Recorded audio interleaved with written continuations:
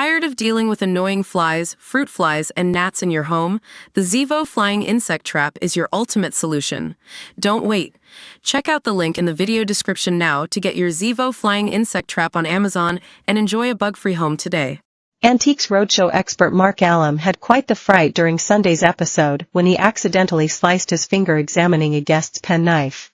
The 48-piece penknife left him taken aback, and as he appreciated the fascinating artifact, he confessed to the guest on the show, "So I am a bit of a Boy Scout really." Mark added, "And I wouldn't dream of going out on any given day without my own multi-tool, which I literally use on a daily basis. This one knocks mine into an absolute cocked hat, doesn't it?" Thrilled by the tool, he continued, "It is the most exceptional multi-tool I have seen for a long time. Please tell me where it comes from," leaving the puzzled owner to respond saying, "All I know is my father acquired it, but I know nothing at all about the history of it." The owner then gave Mark a little more information about the knife, adding, "I have a theory.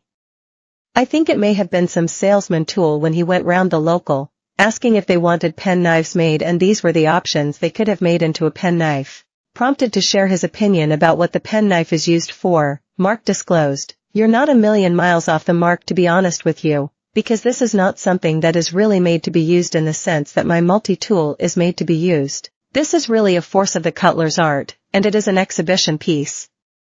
It was primarily made just to show how good a particular company was when this is a 48-blade multi-tool. Now I say blades because of course there is a massive kind of variety of tools on this, everything from scissors, to gun cartridge removers, to bone saws. The sky is the limit really, but 48 blades, do you know they made these with up to 100 blades? Sometimes even 200 blades.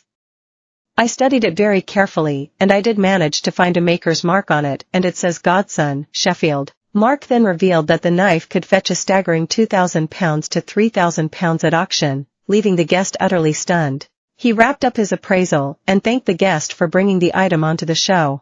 However, while doing so, his finger brushed against one of the blades, causing him to yelp out in pain. He exclaimed, "Thank you so much for bringing it along. Sugar. I just stabbed myself." His accident comes after an Antiques Roadshow guest was lost for words earlier this month. Expert Mark Smith met one man whose father was a SAS soldier as he showcased his paperwork, medals, and badges, which are often faked all across the world. The man showed a black and white photograph of his father, called David Cargill, before being sent to France with the BEF. Impressed by the collection on the table, Mark said, "You said to me this morning my dad was a soldier, then you started to get this stuff out, and I got so excited because this man was in the SAS. This is fantastic. We have a territorial medal here. He went to France, and he starts off his war by coming off a beach, somewhere called Dunkirk, because he has the Dunkirk medal as well." "What did he join then?" The guest replied, "He joined the parachute regiment, did his training, and once he'd got his wings, he immediately volunteered for SAS and was accepted." Mark continued, "Now, when you see these badges and things that you have here and you see SAS wings, usually they are fake. You have a King's Crown Parachute Regiment badge. Even they today are hard to find, and usually they are copied as well. You then have two of the shoulder titles for the first SAS.